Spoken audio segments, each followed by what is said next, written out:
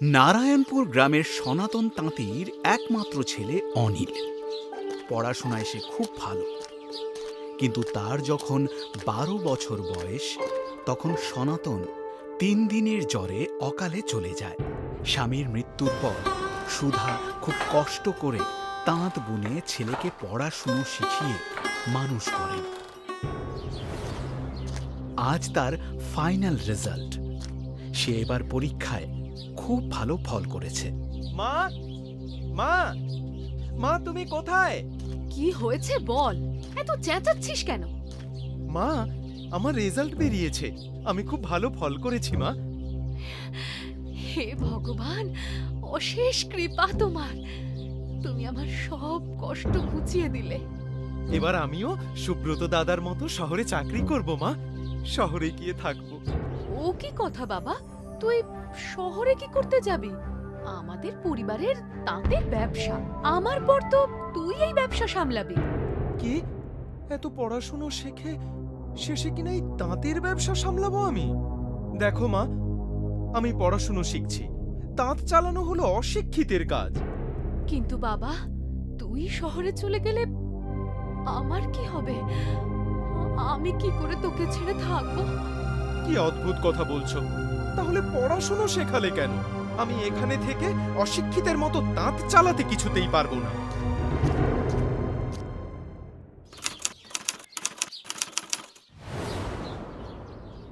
বাবা, এই নে, এতে কিছু খাবার আছে। অনেক দূর যাবি, পথে যদি খিদে পেয়ে যায়। এসব আবার কষ্ট করে করতে গেলে কেন? আমি তো শহরেই যাচ্ছি, ওটা তো এই গন্ড গ্রাম নয়, ওখানে আশেপাশে অনেক খাবারের দোকান আছে। শহরে খুব জোরে জোরে অনেক গাড়ি ঘোড়া চলে, তুই কিন্তু বাবা সাবধানে হাঁটা চলা করিস। আরে বাবা, আমি কি ছোট্ট ছেলে নাকি? আমি শহরে চাকরি পেয়েছি। গ্রামের কটা ছেলে এমন ভালো একটা চাকরি পায় বলো তো? সে আর বলতে, তোর বাবা বলতেন তুই একদিন মস্ত বড় মানুষ হবি। আচ্ছা বাবা, আমাকেও তোর সাথে নিয়ে চল না। ভেবেছো নাকি তোমাকে ওখানে নিয়ে যাব? আর আমার অফিসের লোকজন জিজ্ঞেস করলে কি বলবো? যে আমার মা তাঁত বোনে? না না, তোমাকে ওখানে নিয়ে গেলে আমার কোনো মান সম্মান থাকবে না।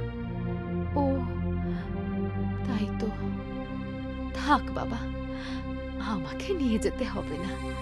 তুই সাবধানে থাকিস, ঠিক মতো খাওয়া দাওয়া করিস, আর নিজের শরীরের দিকে খেয়াল রাখিস। হ্যাঁ হ্যাঁ, খেয়াল রাখো। আমি এখন চলি, না হলে ট্রেনটা মিস হয়ে যাবে। দুগ্গা দুগ্গা। শহরে এসে অনিল একেবারে পাল্টে গেল।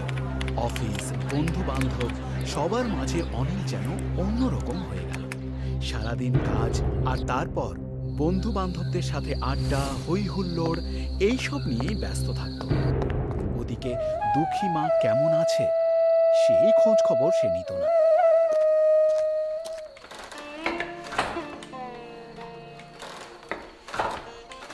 কিরে সুধা,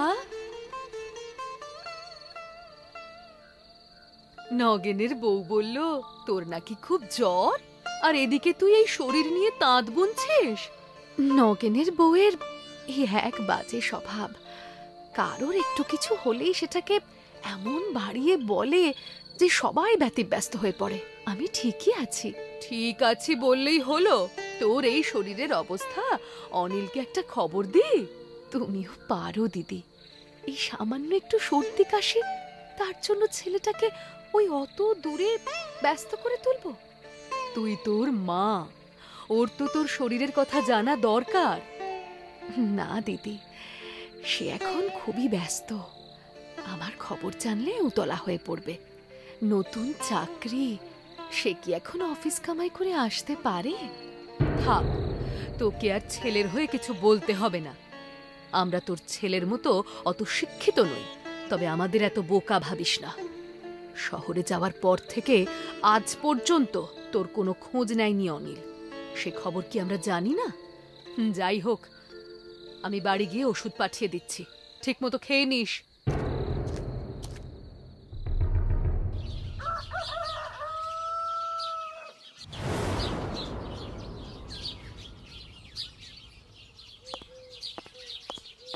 বাবা অনিল, তুই এসেছিস?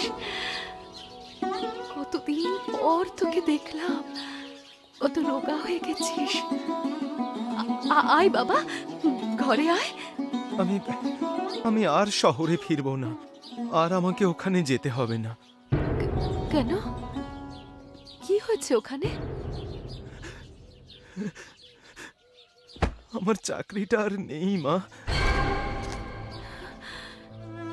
কি বলছিস কি? হ্যাঁ মা, তুমি ঠিকই শুনছো। এবার আমি সবাইকে মুখ দেখাবো কি করে?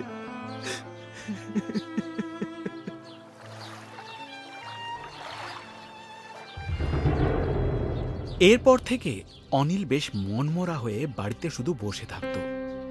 সুধা অনেক চেষ্টা করেও তাকে কিছুই বুঝিয়ে উঠতে পারছিল না। বৌঠান, ও বৌঠান! আরে গোপাল দাদা যে, আপনার বায়নার শাড়িগুলো তৈরি হয়ে গেছে। আমি কালকেই আপনার বাড়িতে দিতে যেতাম। আরে বৌঠান, ওসব ঠিক আছে। আমি জানি আপনি যখন দায়িত্ব নিয়েছেন তখন আপনি সেই দায়িত্ব ঠিকই পালন করবেন। আপনার কাছ থেকে আজ থেকে শাড়ি নিচ্ছি নাকি, আমি এসেছি অন্য কারণে। কি ব্যাপার দাদা? আমি আজ এসেছি অন্য একটা বায়না নিয়ে। গ্রামের মোড়ল গিন্নির আপনার তৈরি শাড়ি খুব ভালো লেগেছে। ওমা, তাই নাকি? হে যে ভীষণ আনন্দের কথা। তাই তো মোড়ল গিন্নি আমায় পাঠিয়েছেন 15 খান শাড়ির বায়না করাতে। আগামী মাসের মধ্যে ওনার লাগবে, এমনকি অগ্রিম টাকাও উনি পাঠিয়ে দিয়েছেন। সবই বুঝলাম গোপাল দাদা, কিন্তু আমি একা মানুষ, এই 1 মাসের মধ্যে 15 খানা শাড়ি তৈরি করতে পারবো? বৌঠান, হাতে আসা লক্ষ্মীকে দূরে সরিয়ে দেবেন না। সেরকম হলে আপনার ছেলে অনিলকে সাহায্য করতে বলুন, কিন্তু শাড়িগুলো বানিয়ে ফেলুন। আমি আপনার হয়ে অনেক বড় মুখ করে বলে এসেছি।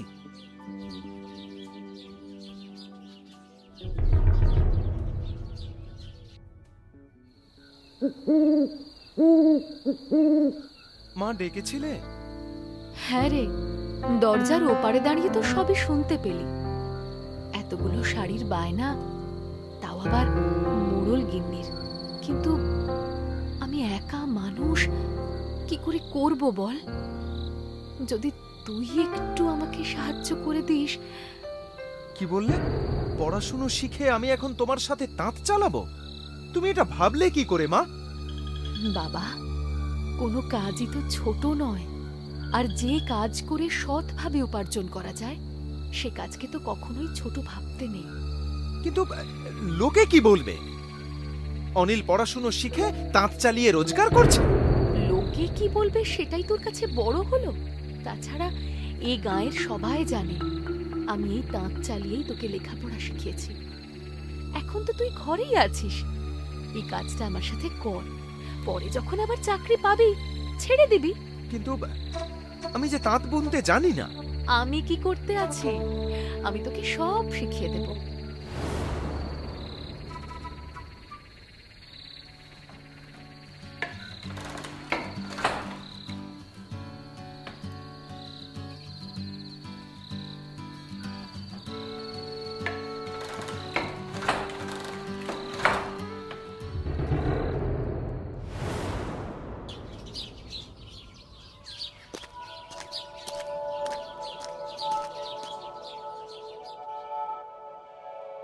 ও মা, কি সুন্দর হয়েছে গো শাড়িগুলো।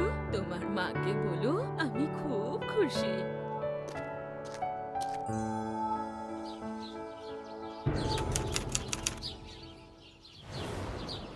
10,000। এই মাসে মোট 10,000 টাকা লাভ হয়েছে মা। আবার এর মধ্যে নতুন বায়নাও এসে গেছে। আমি তো তোকে আগেই বলেছিলাম, ভালো মতো কাজ করতে পারলে এই তাঁত বোনার কাজে রোজগারও হবে। তুমি ঠিকই বলেছ মা। শহরে দিনরাত পরিশ্রম করে মালিকের বকুনি শুনেও মাসের শেষে মাত্র 8,000 টাকা জুটত। তাহলে দেখলি তো, আমি তোকে যা করতে বলেছি তাতে তোর ভালোই হলো।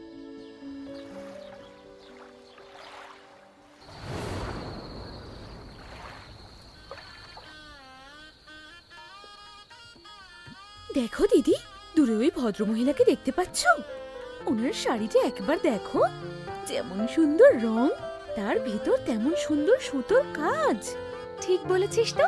চলো না দিদি, আমরা একবার ওনাকে জিজ্ঞেস করে দেখি যে উনি শাড়িটা কোথা থেকে কিনেছেন। চল শুনেই আসি। বলছি দিদি, একটা কথা বলবো, কিছু মনে করবেন না তো? বলুন। আপনার শাড়িটা না ভীষণ সুন্দর, কোথা থেকে নিয়েছেন? যদি একটু বলেন তাহলে খুব উপকার হয়। এই শাড়িটা তো সুধা তাঁতের থেকে নেওয়া। অল্প দামে এত ভালো আর সুন্দর তাঁতের শাড়ি এ গ্রামে আর কোথাও আপনি পাবেন না। তাই বুঝি? কি রে গৌরী, কি বলিস? আমরাও এবার ওনার কাছ থেকে শাড়ি নেব। তার বলতে। আর এইভাবে লোকের মুখে মুখে সুধা আর তার ছেলে অনিলের তৈরি শাড়ির সুখ্যাতি সারা গ্রামে ও গ্রামের বাইরে ছড়িয়ে পড়ল। এমনকি আশেপাশের গ্রামের লোকজনও এখন সুধার তৈরি শাড়ি কেনার জন্য এ গ্রামে আসতে লাগলো। আস্তে আস্তে অনিলদের অবস্থাও বেশ ভালো হতে লাগলো। আর এইভাবে কিছু বছর বেশ ভালোভাবেই কেটে গেল। সুধার এখন আগের থেকে বয়স অনেকটা বেড়ে গেছে। সে এখন আগের মতো কাজ করতে পারে না। অনিলই সব সামলায়। কিরে অনিল, ব্যবসার জিনিসপত্র নিয়ে যাচ্ছিস বুঝি? হ্যাঁ রে মাধব, নতুন কিছু বায়না ছিল, তাই সেসবেরই জিনিসপত্র নিয়ে যাচ্ছি। আর বায়না, এরপর একটা খদ্দেরও জুটবে কিনা সন্দেহ আছে। হ্যাঁ রে, এরকম করে বলছিস কেন? তুই যে দেখছি কিছুই খবর রাখিস না। শহর থেকে ব্যবসায়ীরা এবার গ্রামে আসছে তাদের তৈরি নতুন ধরনের শাড়ি নিয়ে। সেগুলোর কারুকার্য নাকি দারুণ সুন্দর আর দাম অনেক কম। সে কি? এটা কি বলছিস তুই? সে তো সব নিত্য নতুন নকশা রে। সেসব ছেড়ে আমাদের তৈরি মান্ধাতা আমলের নকশা করা শাড়ি লোকে কিনবে কেন বলতে পারিস? তার মানে তুই বলতে চাইছিস আমাদের এই ব্যবসা আগামী দিনে বন্ধ হয়ে যাবে? তাও বলবো কেন, বলি সময়ের সাথে তাল মিলিয়ে আমাদেরও তো পাল্টাতে হবে নাকি?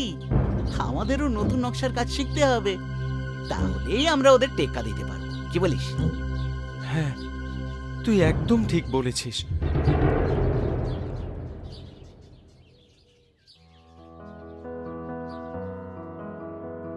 বাবা, তুই সব জিনিসপত্র নিয়ে এসেছিস? দেখ, আমাদের তৈরি নতুন শাড়িগুলো কি সুন্দর দেখতে লাগছে। যেমন রং তেমন নকশা, খদ্দের একেবারে লুফে নেবে। আর লুফে নেবে? এই পুরনো নকশা এখন আর চলে না মা। খদ্দের এখন আর এসব পছন্দ করছে না। পছন্দ করছে না মানে? তোর কথা ঠিক মতো বুঝতে পারলাম না। এত বছর ধরে এ গ্রাম ও গ্রাম থেকে লোকে আমার হাতের তৈরি কাপড় কিনতে আসতো, আর এখন বলছিস এসব চলে না? আহ মা, তুমি যেটা বোঝো না সেটা নিয়ে বেশি কথা বলো না তো। তা হঠাৎ এরকম হলো কেন? আমাকে একটু বুঝিয়ে বলবি বাবা? শহর থেকে নতুন নতুন ব্যবসায়ীরা এখন গ্রামে এসেছে মা। তাদের তৈরি শাড়িগুলোতে সব নিত্য নতুন কারুকার্য। তাহলে লোকে এখন ওদের কাছ থেকে না কিনে আমাদের কাছ থেকে কেন কিনবে বলতে পারো?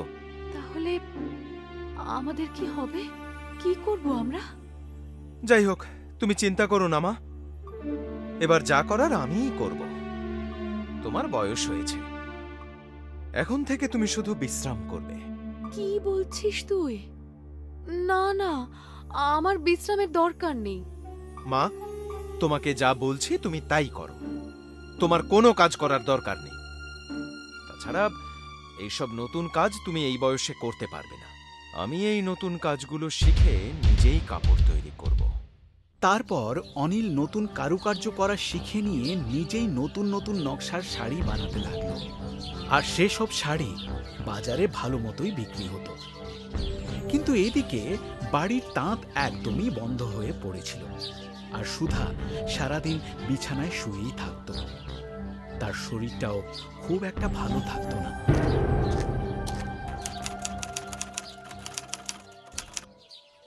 আগে মোড়ল মশাই আমায় তলব করেছিলেন। তুই সুধা, মানে যে এই এলাকায় সবচেয়ে ভালো তাঁত বোনে তার ছেলে ওই অনিল তো? হ্যাঁ মোড়ল মশাই, আমি অনিল। আসলে এই গ্রামে তোর মায়ের মতো কেউ তাঁত বুনতে পারে না। তাহলে বলুন মোড়ল মশাই, কি করতে হবে? আসলে আর কিছু মাস পরেই আমাদের একমাত্র মেয়ের বিয়ে, আর প্রণামী হিসেবে প্রায় 200টা তাঁতের শাড়ি আমাদের লাগবে। আর শাড়িগুলো হতে হবে পুরনো ধাঁচের। আর এই কাজ তোর মা ছাড়া এই এলাকায় আর কেউ অত ভালো করতে পারবে না। পুরনো নকশার শাড়ি? এখন তো সবাই নতুন নকশার শাড়ি পছন্দ করে। না না, আর ওই শাড়িগুলোই আমার ভালো লাগে। আমার ওই পুরনো নকশার শাড়িই চাই। তুই কি বানাতে পারবি? আর যদি না পারিস তুই এখনই মানা করে দে। না না, আমি পারবো, আমি পারবো। আমি ঠিক সময়ের মধ্যে শাড়িগুলো বানিয়ে দেব। মোড়ল মশাইকে তো বললাম আমি পারবো, কিন্তু পুরনো নকশার অতগুলো শাড়ি বানাবো কি করে? মা তো এখন বেশিরভাগ সময়ই অসুস্থ থাকে। পুরনো তাঁত এখন আর কেই বা বোনে? কার সাহায্য নেওয়া যায়? আচ্ছা, সবিতা কাকিকে একবার বলে দেখি। সবিতা কাকি, ও সবিতা কাকি, সবিতা কাকি বাড়ি আছো নাকি? কে রে, এত জোরে ডাকছিস আমায়? ও মা, এই যে অনিল। তা বাচ্চা, হঠাৎ কি মনে করে এখানে আসা? বাড়িতে সব ঠিক আছে তো? আমি আজ এসেছি অন্য একটি বিষয়ে তোমার সঙ্গে কথা বলতে। আমাদের একমাত্র মেয়ের বিয়ে, আর প্রণামী হিসেবে প্রায় 200টা তাঁতের শাড়ি আমাদের লাগবে। আর শাড়িগুলো হতে হবে পুরনো ধাঁচের। আর এই কাজ তোর মা ছাড়া এই এলাকায় আর কেউ অত ভালো করতে পারবে না।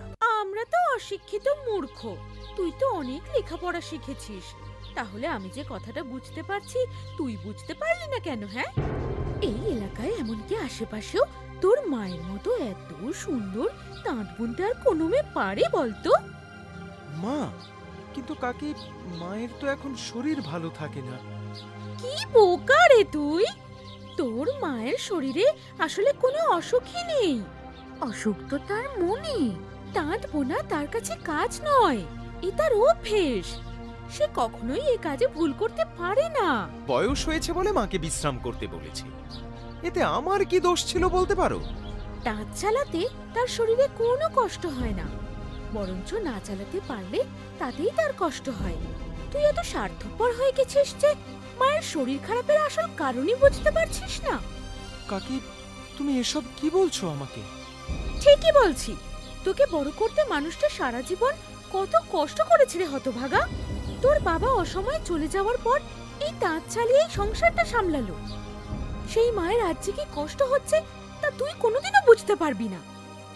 আরে, আমি কিন্তু এসব কিছুই বুঝে করিনি। আর এরকম করিস না।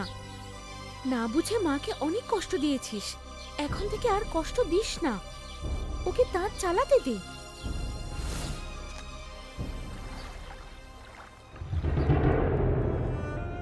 আমায় ক্ষমা করে দাও মা। আজ অবধি তোমার সাথে যা যা করেছি সেসবের জন্য আমায় ক্ষমা করে দাও মা। কি হয়েছে বাবা? তুই এমন করে বলছিস কেন? মা, তুমি সবসময় আমার ভালো করে গেছো, আর আমি শুধু অপদার্থের মতো তোমার কাছ থেকে নিয়েই গেছি। ধুর বোকা, তুই আমার ছেলে। ছেলে কখনো মায়ের কাছে ক্ষমা চায়? আমার কাছে তোর থেকে বেশি পৃথিবীতে আর কিচ্ছু নয়। আমি তোমাকে তাঁত বুনতে বারণ করেছিলাম বলেই তুমি অসুস্থ হয়ে পড়েছ। আমি তাও কিছু বুঝতে পারিনি। অথচ ভাগ্যের পরিহাস দেখো, আজ মোড়ল মশাই আমাদের 200 শাড়ির বায়না দিয়েছে, তাও আবার পুরনো ধাঁচের তাঁতের, যা করতে তোমায় ছাড়া আর কারো জুড়ি মেলা ভার। মোড়ল মশাই বায়না দিয়েছেন, তাও আবার 200 শাড়ি? কি বলছিস তুই? হ্যাঁ মা, আমি ঠিকই বলছি। চলো মা, আজ থেকে তুমি আমি মিলে এ কাজ শুরু করে দেব। আমি আবার আগের মতো সবকিছু ঠিক করে দেব, শুধু শুধু তুমি আমার পাশে থেকো। চল খোকা, কাজটা শুরু করি। নতুনের বাজারেও পুরনোর যে দাম আছে তা শেষে বুঝতে পারল অনেক, আর আবার তাদের তৈরি শাড়ির ব্যবসা নতুনভাবে দাঁড় করিয়ে দিল। এই রকম রঙিন মজায় মেতে থাকতে সাবস্ক্রাইব করো তোমাদের প্রিয় চ্যানেল রঙিন টিভিকে।